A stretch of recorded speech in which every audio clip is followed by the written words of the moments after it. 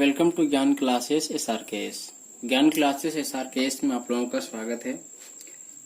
आज हम लोग एक्सरसाइज 3.4 पढ़ेंगे, जहां पे एक नई विधि का जुड़ा हुआ है। इसका नाम है विलोपन विधि।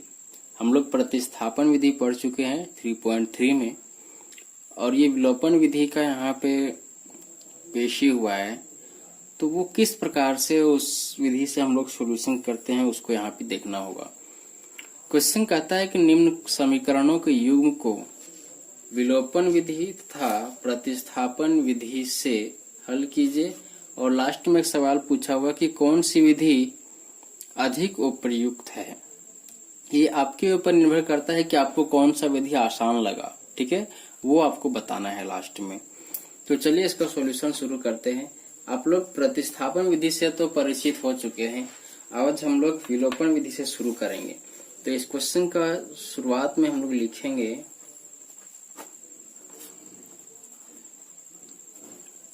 विलोपन विधि।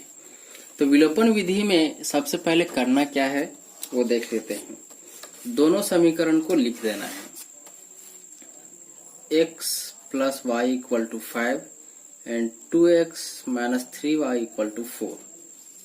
ठीक है।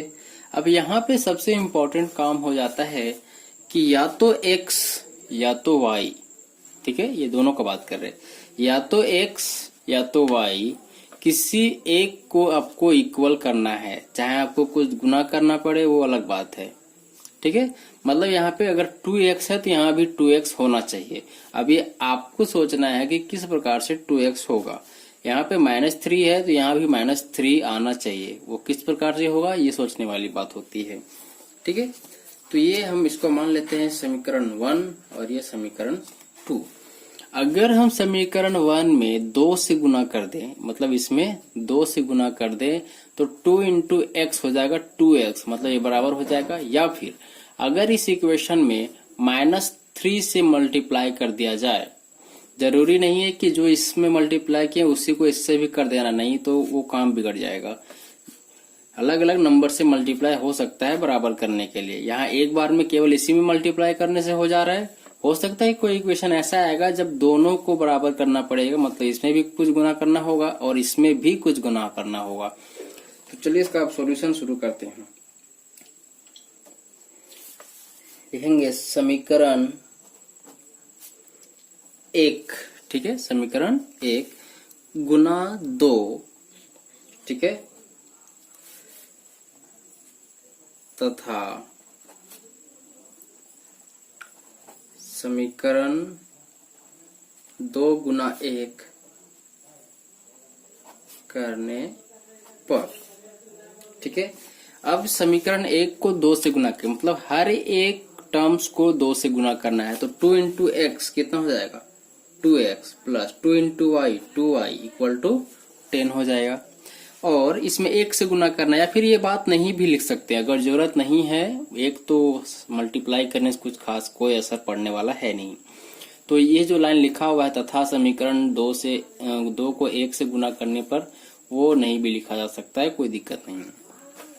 तो ये हो जाएगा हमारा 2x - 3y = 4, ठीक है। अब यहाँ पे देखिए कि हम लोग प्लस प्लस दोनों साइन में प्लस है तो घटाना होगा। देखिए पहले यहाँ पे लिखा था घटाने पर, अब लिखा नहीं जाता है, ठीक है। अब सीधा आपको काम करना है माइनस, ये साइन चेंज आएगा, ये प्लस में आएगा और ये माइनस। आप यहाँ पे बगल में लिख दीजिए घटाने पर, ठीक है। घटाने पर अब क्या होगा सो देखिए, ये जब माइनस में आ गया -2x और -2x दोनों कट जाएगा। और यहाँ पे देखिए अब ये वाला साइन काम नहीं करेगा, ठीक है।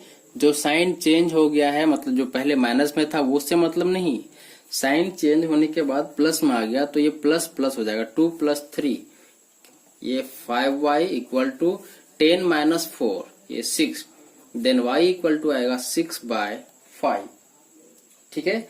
अब फिर वही प्रतिस्थापन विधि वाला काम हो जाएगा कि इस y का मान समीकरण 1 या 2 किसी एक में आपको रखना है।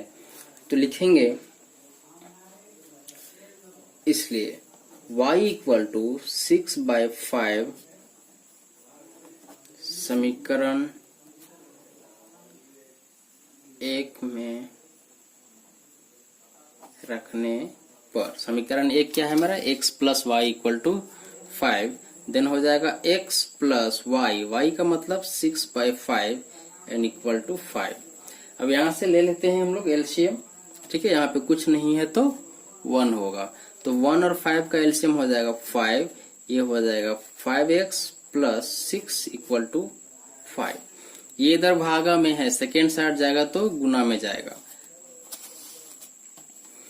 तो ये हो जाएगा 5x प्लस 6 इक्वल टू 25 या 5x इक्वल टू 25 माइनस 6, ठीक है, या x इक्वल टू हो जाएगा, ये हो जाएगा 19/5, ठीक है। मतलब हमारा जो सॉल्यूशन आया, इसलिए x इक्वल टू 19/5 और y इक्वल टू आया था मेरा 6/5, यही हमारा आंसर होगा, ठीक है।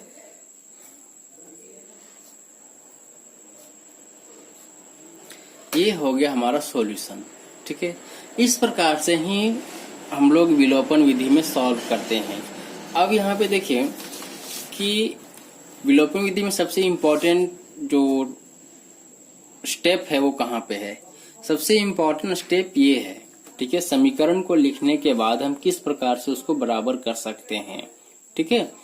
तो अगर हम यहाँ पे y को बराबर करें, मतलब -3 है तो यहाँ भी -3 लाए, तो ये मतलब इसमें हमको -3 से मल्टीप्लाई करना होगा। तो वो करने के बाद भी सॉल्यूशन यही आएगा, ठीक है। आपके सॉल्यूशन में या फिर आपके जो हम आंसर लाए हुए हैं उस आंसर में कोई तब्दीली नहीं होगा, चाहे आप कुछ भी करें, ठीक है। तो इस प्रकार से विलोपन विधि, आशा है कि आपको अच्छे से समझ में आया होगा। अब इस क्वेश्चन का ये हाफ पार्ट है। सेकेंड पार्ट में बोलता है कि तथा प्रतिस्थापन विधि से हल कीजिए, तो अब प्रतिस्थापन विधि लिखेंगे। पहला तो हो गया, अब यहाँ पे लिखना पड़ेगा हम लोग को प्रतिस्थापन विधि, ठीक है।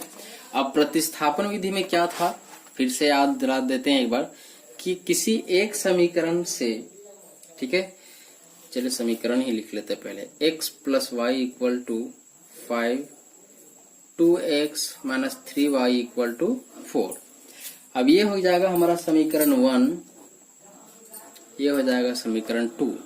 प्रतिस्थापन विधि पे हम अक्सर यही करते आए हैं कि दोनों में से किसी भी एक समीकरण से किसी एक का वैल्यू निकालते हैं, मतलब x का रखते हैं तो y को सेकेंड साइड ले जाते हैं, या अगर y को रखेंगे तो x को सेकेंड साइड ले जाएंगे। तो इसको पूरा सॉल्यूशन करते हैं, ज्यादा समझ में आएगा। तो समीकरण 1 कहता है, लिखेंगे समीकरण 1 से, तो समीकरण 1 क्या है, सो देखिए आपका है x plus y equal to 5। यहां से आपको x का वैल्यू क्या मिल जाएगा, 5 माइनस वाई, कहीं ना मिलेगा, ये इधर प्लस में सेकंड साइड जाएगा तो माइनस में जाएगा। अब इसको आप चाहे तो समीकरण 3 मानिए या फिर नहीं मानिए, लिखेंगे x equal to y, sorry 5, ये 5 है, ठीक है, 5 माइनस वाई का मान समीकरण 2 में रखने पर, ठीक है। तो समीकरण 2 जो है वो हमारा कितना था, वो हमारा था 2x माइनस 2y, ठीक है, 2x minus 3y equals to 4। तो लिखते हैं 2, x का वैल्यू अभी हम निकाले हैं 5 माइनस वाई, तो यहाँ पे लिख देंगे 5 minus y plus sorry minus 3y equal to 4, ठीक है। अब ये जो 2 है, ठीक है, ये इसके साथ भी गुना होगा और इसके साथ भी गुना होगा, विथ साइन, साइन के साथ गुना होता है, ठीक है। ये प्लस में है, ये प्लस में, प्लस प्लस प्लस होता है, प्लस माइनस माइनस होता है, ठीक है। ये आपको याद होगा कि plus into plus, plus minus into minus, plus minus into plus minus, और प्लस इंटू माइनस माइनस होता है, ठीक है। ये तो आपको अच्छे से याद होगा। तो ये 2 5 जा हो जाएगा 10, ठीक है, 2 5 जा 10 minus 2y minus 3y equal to 4, या ये माइनस और माइनस प्लस नहीं होगा क्योंकि ये मल्टीपल फॉर्म में नहीं, गुना में नहीं है, प्लस ये है तो कर्जा और कर्जा और कर्जा हो जाएगा, तो ये हो जाएगा minus 5y equal to 4 minus 10, ठीक है। या y इक्वल टू क्या हो जाएगा, ठीक है, y का जो भी यहाँ से वैल्यू आपको मिलेगा ये हो जाएगा माइनस 6 बाय माइनस 5, ये माइनस माइनस कट जाएगा तो हो जाएगा 6/5, ठीक है। और याद कीजिए जब हम लोग बना रहे थे विलोपन विधि से तब भी y का वैल्यू यही आया था, तो विधि भले ही चेंज हो जाएगा लेकिन सारे का आंसर एक ही होगा, ठीक है। प्रोसेस अलग अलग हो जाए चलेगा, बट आप किसी भी मेथड से सॉल्व करो आपका आंसर सेम आना चाहिए, यही एक प्रूफ होगा, एक इंडिकेशन होगा कि हाँ जो आंसर आ रहा है वो सही आ रहा है, ठीक है। चलिए अब y का वैल्यू निकल गया तब क्या करेंगे, समीकरण 1 में या फिर 2 में इसको बिठाएंगे, तो चलिए बिठाते हैं। लिखेंगे y का मान y इक्वल टू 6/5 समीकरण 2 में रखने पर, या फिर आप चाहें तो 1 में भी रख सकते हैं, चलिए 1 में ही रखते हैं।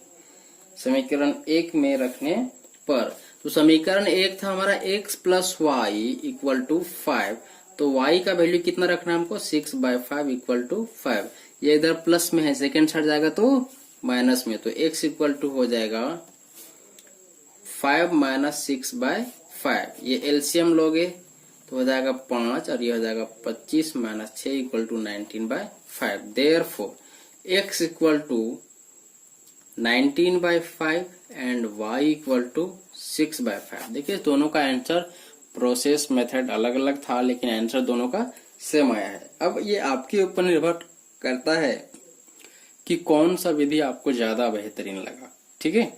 तो आपको जो लगा आप यहाँ पे लिख सकते हैं कि नहीं हमको प्रतिस्थापन अच्छा लगा, और नहीं तो अगर विलोपन अच्छा लगा तो यहाँ लिख सकते हैं कि ये विलोपन विधि ज्यादा बेहतर लगा, ठीक है।